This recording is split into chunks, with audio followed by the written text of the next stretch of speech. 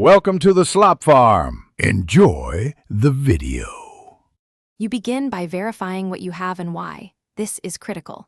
You identify the SSD model, controller family, and firmware so you know which vendor tools or procedures apply. Back up the drive now and create a verified image with a checksum. Do not skip this.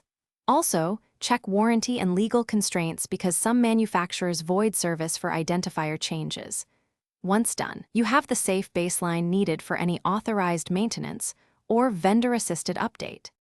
You should follow vendor or authorized paths rather than ad hoc hacks.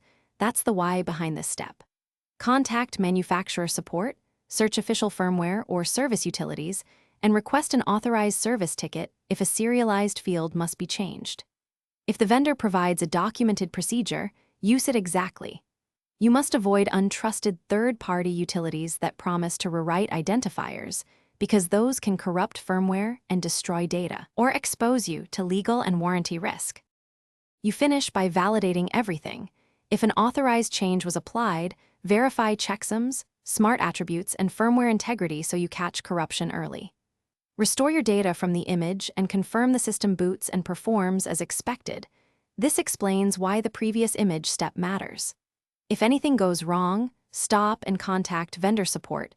Provide logs and a clear timeline. This troubleshooting tip prevents further damage and helps you recover under warranty or authorized repair. Thanks for watching. Consider subscribing if we helped you today.